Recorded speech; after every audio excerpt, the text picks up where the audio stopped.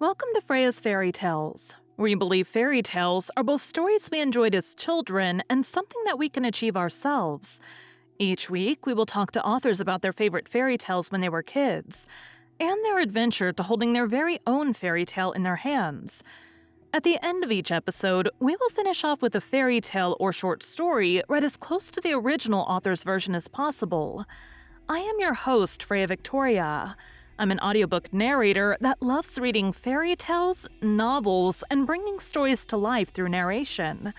I am also fascinated by talking to authors and learning about their why and how for creating their stories.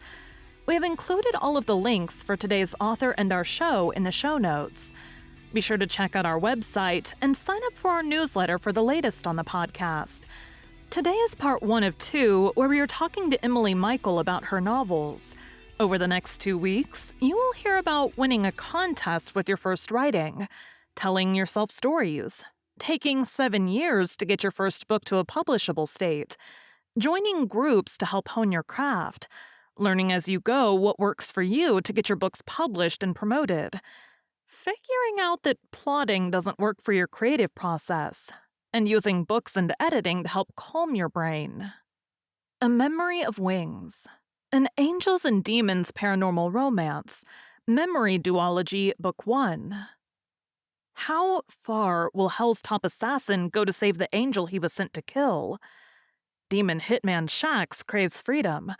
Stuck on Earth and bedeviled by his past sins, he drowns the urge to finish his last job with drugs and sex.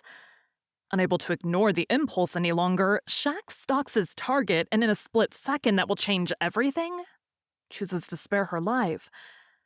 Fearless guardian angel Keone hates demons, but when an age-old enemy protects her from an explosion that kills her friend, she makes a deal with her devil to hunt down the murderer.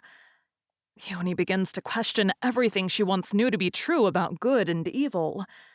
Entangled in the events that sealed the gates to heaven and hell, Shax is torn between saving his own skin and his forbidden love for this angel. And while they discover pieces of a puzzle that may reopen the way home, Keone struggles to trust her new partner and fights their growing passion. Will this unholy alliance tear the universe apart? A Redemption of Wings. An Enemies to Lovers Paranormal Romance, Memory Duology, Book 2. Warrior Angel. Demon Assassin. Will she brave the depths of hell to save him? Guardian Angel Keone feels powerless. She's lost everything she ever knew and now is trapped in purgatory with the one being she trusts. The demon sent to kill her but saved her instead. As they search for a way to escape the wretched souls and gloomy monotony of limbo, her desire for the assassin grows to maddening heights.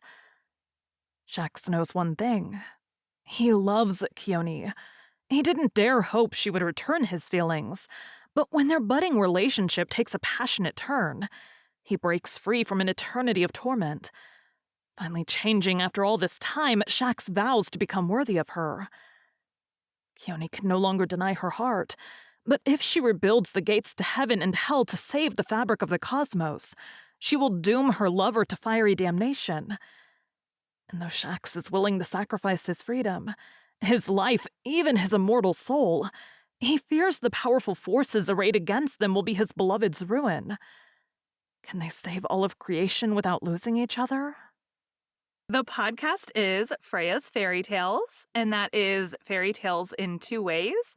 Fairy tales are something that we watched or read or listened to as children. It's also the journey for you to spend weeks, months, years working on your book to hold that in your hands at the very end is a fairy tale for you as the author. So I like to start off with, what was your favorite fairy tale when you were a kid, and did your favorite change as you got older? Definitely changed as I got older. The first fairy tale I remember is Cinderella. Okay. I liked it, but when I was about 7 or 8 years old, I was gifted a Grimm's fairy tale Okay. book, illustrated Grimm's fairy tale. And that Cinderella was nothing like the Disney Cinderella. It wasn't? Are you sure? but I liked some of the lesser known fairy tales, like the Mhm. Robber Bridegroom, the Bremertown musicians, the Pied Piper. I mean, I knew Mhm. about that, but so some of the darker ones really caught my attention when I was youngish, and Mhm. then in high school, Beauty and the Beast came out, and I liked the Little Mermaid. I love Beauty and the Beast. Yeah. Beauty and the Beast is my favorite. So, at what age did you start writing at all? Second grade. Okay. I, Eh, I actually won like a little district competition for writing in second grade, which is funny. And I dedicated one of my books to my second grade teacher because she planted that seed. It took Mhm. decades to grow, but she planted that seed. And so did you, like, write the whole time, or did you just write in 2nd grade and then stop? On and off. I Okay. did a little bit in, throughout elementary school. Um, in high school, I was very much on the college track. And when you're taking a lot of those honors programs, they Mhm. focus very much on essay writing. And Right. really, the only creative writing we got was the occasional poetry, Mhm. which does not work for my brain. Same. um, our senior speech. And in junior year, we were in this special class. I was in this special class that was American literature and American history taught together. Okay. And our final at the end of the year was a play. We had to create a play using things from that we had learned over the course of the year and Okay. make it a national, it was a 3-act play, like 3 scenes from 3 different time periods and drawing on the literature and history that we had learned. Okay. And so my team and I wrote the play together With no poetry. with no poetry, just a play. So you get through high school, and when did you start writing your first full-length novel, whether you published that one or not? When did you start writing that one? 2012. Okay. I in my infinite wisdom, I married a soldier. Okay. So to say that my life was a bit chaotic and stressful after September 11th of 2001 would be a mild understatement. Mhm. And then I had children. So a lot of I would tell myself stories. I never realized that this is not a normal thing to do What is until normal? I joined the writing community and I realized that like I was a writer the whole time. I was just telling the stories to myself instead of getting them on paper and telling them to other people. Okay. Um, and so the last deployment my husband went on in 2012, my kids were in school and I finally had some time to sit down and start writing it out. Mhm. It took almost 7 years to get it to publishable status, Okay. but um, yeah, I started writing that novel in 2012. So but you did publish it. I did self-publish it in Okay. 2019, so about 4 years ago. Now I saw that you actually have 7 books out now. Yes. So the first one took you 7 years. As you were, you typed the end. What did you do after you had gotten the initial first draft done? After I got the initial first draft done, it took me another 18 months to get it to publishable status. Okay. I realized there was a lot I didn't know, and I Mhm. found a Romance Writers of America group in my town Okay. and joined that. And there were just so many great workshops about the craft of writing, the business of writing. Mhm. And I was finally able to wrap my head around the editing process Mhm. and get that sucker edited. So did you self-edit the first one? I self edited. It sounds so weird to me. I self edited Up to a point, and then I found a freelance editor Okay. to take it to the next level. So I did. We had money stashed away for all kinds of projects, and we decided to use it on this one. So 7 years to was it 7 years to write the first draft or 7 years in total with the 18 months of editing and all that? 7 years in total from the time I first put it on paper or computer Mhm. to when it came out. It was just a little under. It was like six and a half, six and three quarters, something like that. And so you started in 2012, so it's about 2019 at this point. What Hmm. were you doing? You get it up for sale. What did you do to kind of promote that first book? Yeah, nothing. Okay. Very, very little. I I learned enough through the RWA workshops that I had a website, I had social media presence. Mhm. So I was able to announce it, but my followings were very, very small at that point. Mhm. What I was afraid of was I would sit on it and not publish it. And so Right. I'm like, let me just get it out there and I will learn how to do the self-publishing thing. I will Right. learn how to do the marketing thing. Mhm. Um, Not the best way to go about it, but what I've learned since is that it's not that bad to do it either because especially as a self-publisher, you really don't have a lot to work with marketing and advertising until you have 2 A or 3 books book. out. Yeah. Yeah. Yeah, and I've seen of all the authors that I've seen across like TikTok, um, very, very few start talking about their book until most of them will start like, a couple weeks out maybe, but very, very rare is the author who talks about it more than a couple weeks ahead of time. Most of them that I see, it's like after the books have already published, then they start talking about, or, they have the proof copy in their hands already or whatever, but like Right. it's not standard that I've noticed for people to start talking about it super far in advance to have that like market already built up. So I feel like that's pretty standard in a way, but also you're right. It is a lot easier to learn how to market when you have something to market instead of being like, oh, it'll be available in a Yeah. couple months. All of a sudden all of the terms that people had been throwing out, like, perma-free and, KU and, all of those things, countdown deals, Mhm. it started making sense when I actually had a book to play with those things. Right. And so I wouldn't necessarily recommend doing it my way, but I was very much afraid that I would lose my nerve. I would Mhm. never publish this thing. I would sit on it for way too long. And so I just published it. I'm like, we'll see what happens. Right. So 7 years for the first book, and now you have 6 more, so what did you learn or streamline between 1 and 2? A lot. That first book is such a learning experience. You don't know what works for you, so you're trying a lot of different things. Mhm. The second book, you've at least weeded out the things that you know for sure Don't don't work. work. Yeah. You're still not entirely sure what your process is, but at least you know some of the things that really don't work for you.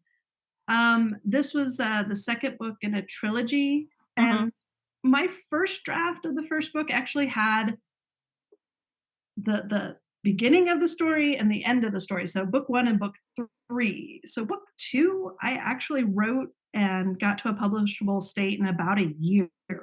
I had only Okay. had like a couple of scenes in mind, and so I wrote most of it in about a year. Okay. Um, and I learned about Scrivener Okay. in that time frame, and that really works for my writing process. I know it doesn't work for everyone's, but it really helped me navigate through the actual documents, and Mhm. it helped me with timelines, especially with this book. It was the two main characters are kind of separated, Okay. and so you almost have like two novellas. Things are going on at the same time, but they don't interact very much. Mhm. And so it really helped me file away like what order these scenes were going in Mhm. because that's one of the benefits of Scrivener. You can drag and drop chapters and scenes very easily. So in what how many books were you in before you feel like you kind of started to figure out marketing, or do you still feel like you haven't? I mean, I know it changes all the time, but you'll feel like you have some kind of a grasp on it at some point in time. I would say now, 4 years and 7 books in, I think I finally am starting to understand it. I don't Mhm. always implement things because that doesn't always feel right. I've Mhm. always been weird with marketing, and I've studied it a little bit, and it feels bad asking people to buy your thing, even though how else are you going to create more of the thing?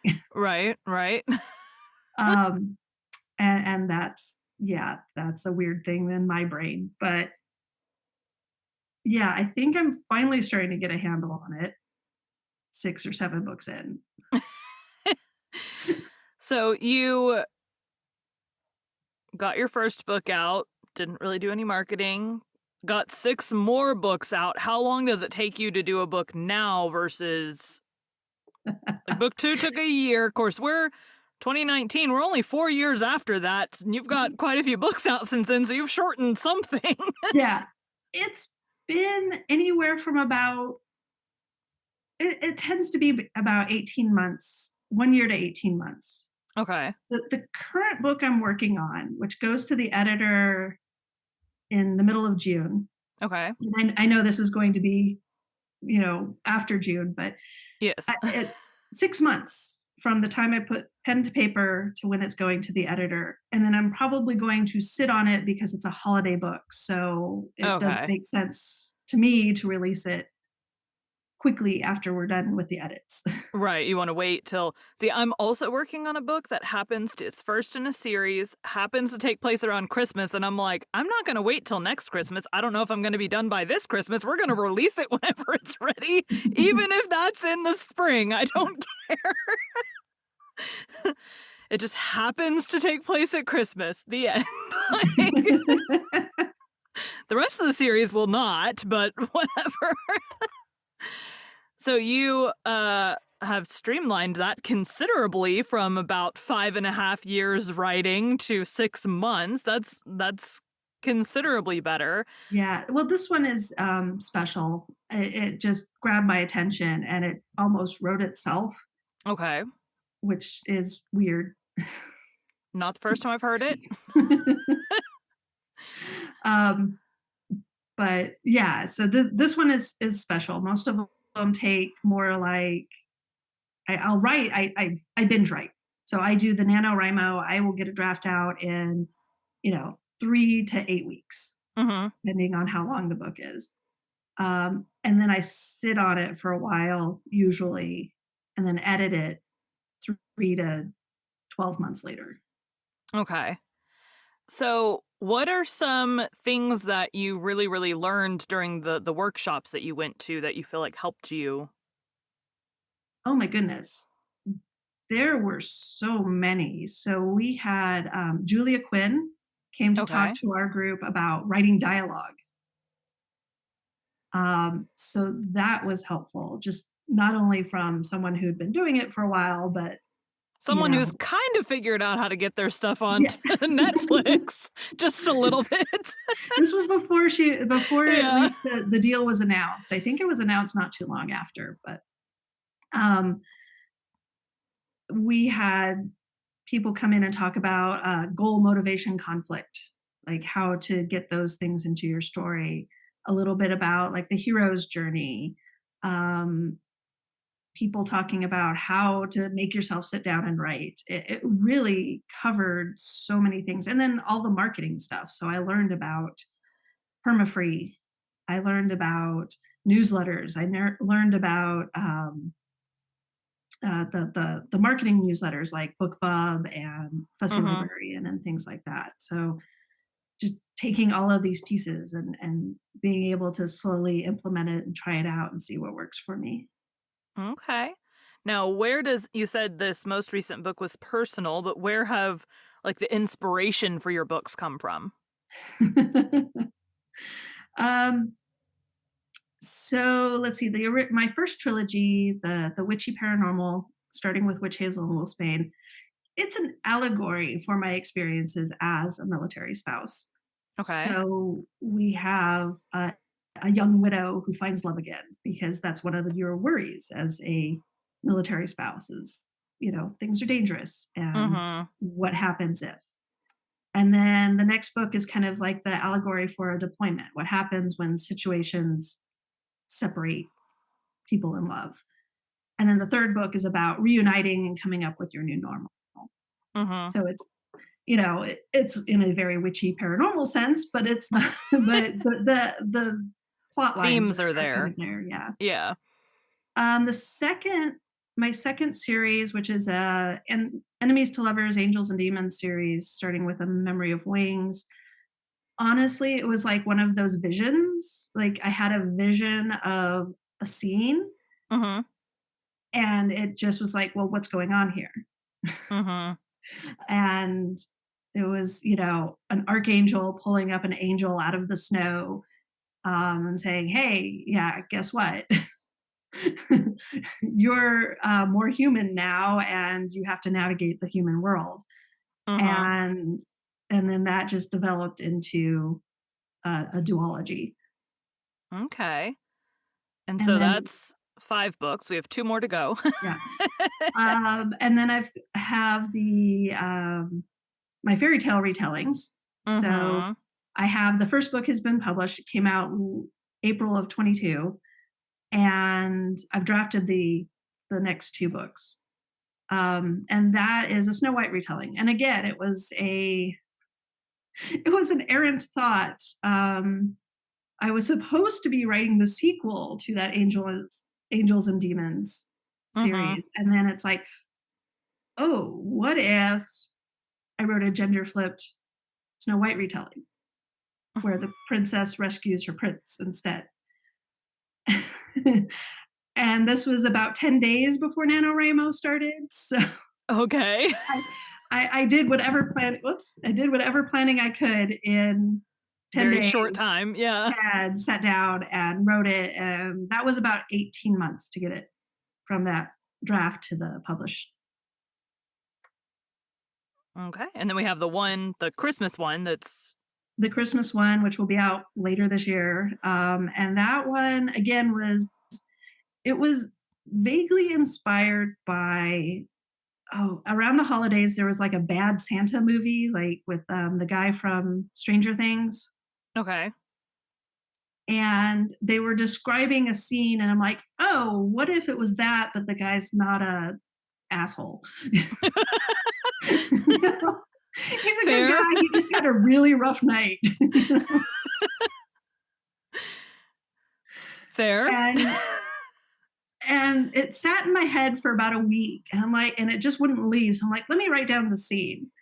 And then I Mhm. wrote down the scene, and then on a Friday night, and then 10,000 words later on Sunday night, I'm like, yeah, I think I have a new New hyper book. focus right now. Yeah. Yeah. Yeah. So that took me about 6 weeks to write. And then, yeah, it's going to the editor in a few weeks. So you're going through your edits now, I imagine. Yeah. Yeah. Yeah, I'm at the polishing phase where I'm doing what I call a duck hunt, where I go in and pick out all the overused words Mhm. and evaluate them. Some of them I keep, some of them I'm like, nope, that can go. Or we could change that for a similar word. Yeah. Yeah, there's keep, delete, change, or rephrase. Okay. Makes sense. So a Makes sense. change would be like a swap, with a Right. synonym, but sometimes you rephrase it so that way you get rid of it altogether. Mhm. Or you've used the same exact phrase 20 times. You should probably say it different. Yeah. Now, I did notice, and I do have to ask as an audiobook narrator, I see you have no audiobooks. Are there any plans for those? I really want to do audiobooks. I believe very much in accessibility, Mhm. and I love listening to audiobooks. I find it a very immersive experience. It's in fact something I do with my youngest kid. I have to drive him to and from school every day, and we pick an audiobook and Mhm. listen to the audiobook on our commute. And it's a wonderful bonding experience. We enjoy listening to it together. I've always enjoyed listening to audiobooks. But the initial layout can be a bit steep. And so I'm trying to go about things in a different way. Will be because I am so bad at marketing. This will probably be the first year I'm able to turn a profit, Mhm. and then I can reinvest in things like audiobooks. So when you say steep, I've heard many a lie about how much it costs to make audiobooks. What is my most common number I've heard is it costs $10,000 to make an audiobook. I am guessing that's close to the number you've heard. No, I've heard, yes, it can be up to that amount, especially if you're getting some sort of celebrity narrator. Well, yeah, of course. But the number I've heard a little bit more for more beginning is more around the 2,500 mark. Yeah, so 2,500 would be about a 10-hour audiobook, which equates to about 100,000 words. Okay. So mine would be a little under that because I Yeah. don't write stories that are that long. So typically, just so you know, like the standard starting, like, what is it called? Union rate. Like the starting rate for narrators is $250 per finished hour. Finished hours roughly 9,300 to 10,000 words. Okay. So that's assuming you're not doing royalty share or anything like that. That is like this what we're supposed to start at. And Now, I would just I know royalty share is a possibility, mhm. but I just would really worry that the book would flop. And so I don't want to take that risk with somebody else's livelihood. If it was just me, I would. Right.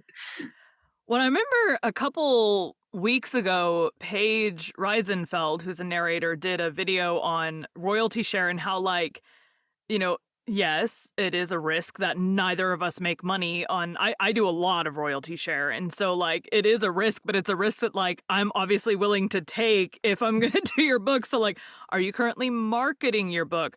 Is your book getting reviews? I've seen books that are up for audition for royalty share that have been out for 10 years and have like 5 reviews. I'm like, you're not doing anything to market your book. If you only have 5 reviews in 10, or it's so awful no one wants to leave a review, if you only have 5 in 10 years, like I'm not gonna I'm not gonna risk that. But if it's been out for, there's some that just went up. Gosh, I just saw one yesterday where it's been out for a month and already has like 500 reviews on it. I'm like, you are doing something Yeah. to get that seen. And so if I'm gonna like throw my hat in the ring with a royalty share on that project, it's like I will probably do very, very well. So so is it getting, is the author marketing it? Is it getting reviews? Are the reviews good? Because if the reviews are not good, that's also not good. Does the cover match the genre? It doesn't have to be you don't have to have paid a professional to do it, but do you have the know-how to make it look like a professional cover? All those things are what like I evaluate when I'm looking at royalty share. Um, but not, every narrator's process is different for that. And obviously upfront payment is always great too. So but yeah, the $250 an hour for like most, and obviously the more accents a narrator adds and stuff like that, longer they've been doing it, more coaching they've had, it's typically gonna raise the cost. But yeah, celebrities obviously gonna cost way more than standard normal people that Yeah. aren't famous. Yeah, that's I remember hearing Natalie Naudus did an Yeah. interview. Yeah. Hearing 10 grand, I'm like, no. Yeah. Mm, Yeah. I heard Natalie Naudus did an interview and someone had come to her with some it was like I think she said it had to do with like Nazis or something, but it was like not sensitivity done at all. And so she threw out some like gigantic number because she didn't really want to do the book. So she's like, we're just gonna throw out an insane number. And then they were like, okay. And she's like, I still don't want to do the book.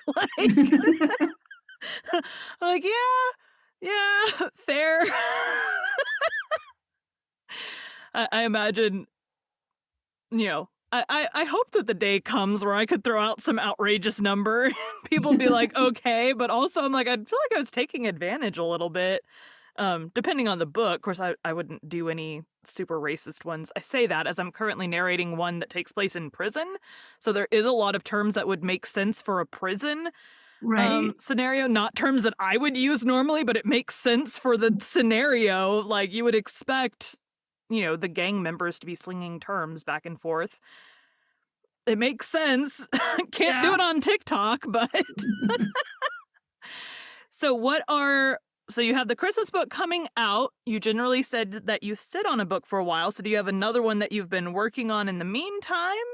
What's coming next? So I have the 2 books, in the next 2 books in the fairy tale series are Okay. drafted. Right. Um, the second book was a mess. It I don't know what went wrong, but I'm probably gonna have to rewrite at least a third of it Okay. to make it where I want it to go. And I think some of it was just I was trying to do something a little too complicated with the plot, and I need to go back and simplify that a bit more. Okay. So that yeah. But this um, third book was easier, Mm-hmm. and so I'm planning on releasing those in 2024. Okay. So, as soon as this book kind of gets edited, then I will dive back into the book 2 of those fairy tales and start revising that. Okay. So, And so that's kind of what are you doing now to promote these books that are coming out? I know you found me on yeah. TikTok, so clearly you're on there doing something. Yeah. So I talk about my books. I probably should talk about them more, but I always feel weird. Yeah. um, I started a backup account that I just do like book marketing videos Okay. for. I'm doing it kind of as an experiment to see what happens. Mm-hmm. I am on Facebook. I occasionally put out, I occasionally do like perma-free for one of my books. Mm-hmm. Again, just trying to get readers. I do newsletters. I do, oh goodness, what else? Oh, I just did a story graph giveaway. Okay. And what do So you feel like I imagine you're not running all of those at the exact same no. time. What is and I know every author, not every promotional thing is going to work for every author, just like not every kind of TikTok video works to promote every genre of book, but what do you feel for you has worked the best? Taking my books wide Okay. and putting a book on free for an extended period of time. So I put my first book out there in February and March for free and saw an uptick across the board on all of my books. Okay, so you do the first in the series free and then they have to pay for the other ones, Right. which is fairly standard with series. I've noticed a lot of authors will do that. Especially ones that do, like, really long series. I do not I have a squirrel brain and I probably will not do much longer than a trilogy. Though that Mhm. original trilogy I could see 2 spin-off books, but I haven't written those yet. Yeah, I don't think there's anything wrong with that. The genres that you do tend to see the longer series is more like romance stuff where they'll do, like, it's just interconnected standalones that go Right. on but really most have a set, there's 3 or there's 4, or there's, however many books, and then it goes to the next thing. So, I don't I know, or I think, like, Golden Angel has a couple series that are, like, have been going on forever, or a lot of the series I think have similar names, and I just think that it's the same series going on forever, but it's really, like, a different similar named series. But other genres, and I've talked about this on here before, like, genres like fantasy, I feel like it's important to have that. You have the story arc of the, 3, 4, 5 books, however long you have planned to arc it, and then you stop, and your arc is done, like it Done. should Yeah. be. You don't keep dragging it on unnecessarily. Now, I like authors like A.K. Mulford who does, like, the novellas in between. Like, Right. that I think is also okay. You follow a side character for a book or whatever, but you have your arc and then you stop. You have had your big battle, we're done. Yeah. Emily liked the Grimm's fairy tales as a kid.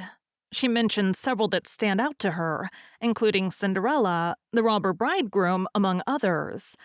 The brothers Grimm, Jacob and Wilhelm, were German academics, philologists, cultural researchers, lexicographers, and authors who together collected and published folklore. The brothers are among the best-known storytellers of folk tales, popularizing stories such as Cinderella, The Frog Prince, Hansel and Gretel, Little Red Riding Hood, Rapunzel, Rumpelstiltskin, Sleeping Beauty, and Snow White. Their first collection of folk tales, Children's and Household Tales, began publication in 1812. The brothers Grimm spent their formative years in the town of Hanau. Their father's death in 1796 caused great poverty for the family and affected the brothers many years after. Both brothers attended the University of Marburg, where they developed a curiosity about German folklore, which grew into a lifelong dedication to collecting German folk tales. The rise in Romanticism in 19th century Europe revived interest in traditional folk stories, which to the brothers Grimm represented a pure form of national literature and culture. With the goal of researching a scholarly treatise on folk tales, they established a methodology for collecting and recording folk stories that became the basis for folklore studies. Between 1812 and 1857, their first collection was revised and republished many times, growing from 86 stories to more than 200. In addition to writing and modifying folk tales, the brothers wrote collections of well-respected Germanic and Scandinavian mythologies, and in 1838 they began writing a definitive German dictionary, which they were unable to finish during their lifetimes. The popularity of the Grimm's collected folk tales has endured well. The tales are available in more than 100 translations, and have been adapted by renowned filmmakers including Lottie Reiniger and Walt Disney, with films such as Snow White and the Seven Dwarfs. In the mid-20th century, the tales were used as propaganda by Nazi Germany. Later in the 20th century, psychologists such as Bruno Bettelheim reaffirmed the value of the work, in spite of the cruelty and violence in original versions of some of the tales, which were eventually sanitized by the Grimms themselves. Today we'll be reading The Robber Bridegroom by the Brothers Grimm. Don't forget, we're reading Les Morts d'Arthur, the story of King Arthur and of his noble knights of the Round Table on our Patreon. You can find the link in the show notes. The Robber Bridegroom. There was once a miller who had a beautiful daughter, and as she was grown up, he was anxious that she should be well married and provided for. He said to himself, "I will give her to the first suitable man who comes and asks for her hand." Not long after, a suitor appeared, and as he appeared to be very rich, and the miller could see nothing in him with which to find fault, he betrothed his daughter to him. But the girl did not care for the man as a girl ought to care for her betrothed husband. She did not feel that she could trust him, and she could not look at him nor think of him without an inward shudder. One day he said to her, "You have not yet paid me a visit, although we've been betrothed for some time." "I do not know where your house is," she answered. "My house is out there in the dark forest," he said. She tried to excuse herself by saying that she would not be able to find the way thither. Her betrothed only replied, "You must come and see me next Sunday. I've already invited guests for that day. And that you may not mistake the way, I will strew ashes along the path." When Sunday came, and it was time for the girl to start, a feeling of dread came over her which she could not explain. And that she might be able to find her path again, she filled her pockets with peas and lentils to sprinkle on the ground as she went along. On reaching the entrance to the forest, she found the path strewn with ashes, and these she followed, throwing down some peas on either side of her at every step she took. She walked the whole day until she came to the deepest, darkest part of the forest. There she saw a lonely house looking so grim and mysterious that it did not please her at all. She stepped inside, but not a soul was to be seen, and a great silence reigned throughout. Suddenly a voice cried, turn back, young maiden fair. Linger not in this murderer's lair." The girl looked up and saw that the voice came from a bird hanging in a cage on the wall. Again it cried, turn back, young maiden fair. Linger not in this murderer's lair." The girl passed on, going from room to room of the house, but they were all empty. And still she saw no one. At last she came to the cellar, and there sat a very, very old woman who could not keep her head from shaking. "Can you tell me," asked the girl, "if my betrothed husband lives here?" "Ah, you poor child," answered the old woman. "What a place for you to come to. This is a murderer's den. You think yourself a promised bride and that your marriage will soon take place. But it is with death that you will keep your marriage feast. Look, do you see that large cauldron of water which I'm obliged to keep on the fire? As soon as they have you in their power, they will kill you without mercy, and cook you and eat you, for they are eaters of men. If I do not take pity on you and save you, you would be lost." Thereupon the old woman led her behind a large cask, which quite hid her from view. "Keep as still as a mouse," she said.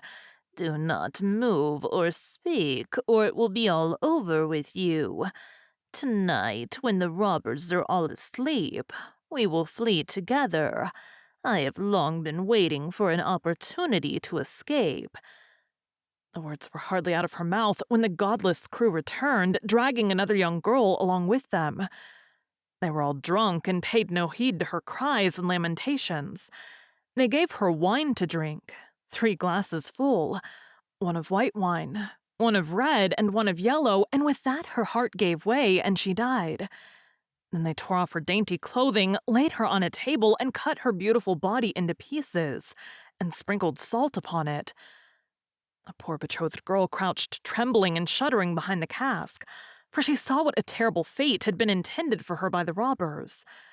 One of them now noticed a gold ring still remaining on the little finger of the murdered girl, and as he could not draw it off easily, he took a hatchet and cut off the finger. But the finger sprang into the air and fell behind the cask into the lap of the girl who was hiding there. The robber took a light and began looking for it, but he could not find it. "Have you looked behind the large cask?" said one of the others. But the old woman called out, "Come and eat your suppers, and let the thing be till tomorrow. The finger won't run away." "The old woman is right," said the robbers, and they ceased looking for the finger and sat down. The old woman then mixed a sleeping draught with their wine, and before long they were all lying on the floor of the cellar, fast asleep and snoring. As soon as the girl was assured of this, she came from behind the cask. She was obliged to step over the bodies of the sleepers, who were lying close together, and every moment she was filled with renewed dread lest she should awaken them. But God helped her so that she passed safely over them, and then she and the old woman went upstairs, opened the door, and hastened as fast as they could from the murderer's den. They found the ashes scattered by the wind, but the peas and lentils had sprouted and grown sufficiently above the ground to guide them in the moonlight along the path. All night long they walked, and it was morning before they reached the mill. Then the girl told her father all that had happened. The day came that had been fixed for the marriage. The bridegroom arrived, and also a large company of guests, for the miller had taken care to invite all his friends and relations. As they sat at the feast, each guest in turn was asked to tell a tale. The bride sat still and did not say a word. "And you, my love," said the bridegroom, turning to her, "is there no tale you know? Tell us something." "I will tell you a dream, then," said the bride. "I went alone through a forest and came at last to a house. Not a soul could I find within, but a bird that was hanging in a cage on the wall cried, 'Turn back, young maiden fair. Linger not in this murderer's lair. And again a second time it said these words, "My darling, this is only a dream." I went on through the house from room to room, but they were all empty, and everything was so grim and mysterious. At last I went down to the cellar, and there sat a very, very old woman who could not keep her head still. I asked her if my betrothed lived there, and she answered, "Ah, you poor child, you are come to a murderer's den. Your betrothed does indeed live here, but he will kill you without mercy and afterwards cook and eat you. My darling, this is only a dream." The old woman hid me behind a large cask, and scarcely had she done this when the robbers returned home, dragging a young girl along with them. They gave her 3 kinds of wine to drink, white, red, and yellow, and with that she died. My darling, this is only a dream. And they tore off her dainty clothing and cut her beautiful body into pieces and sprinkled salt upon it. My darling, this is only a dream. And one of the robbers saw that there was a gold ring still left on her finger, and as it was difficult to draw off, he took a hatchet and cut off her finger. But the finger sprang into the air and fell behind the great cask into my lap. And here is the finger with the ring. And with these words, the bride drew forth the finger and showed it to the assembled guests. The bridegroom, who during this recital had grown deadly pale, up and tried to escape, but the guests seized him and held him fast. They delivered him up to justice, and he and all his murderous band were condemned to death for their wicked deeds. Thank you for joining Freya's Fairy Tales. Be sure to come back next week for the conclusion of Emily's journey to holding her own fairy tale in her hands, and to hear another of her favorite fairy tales.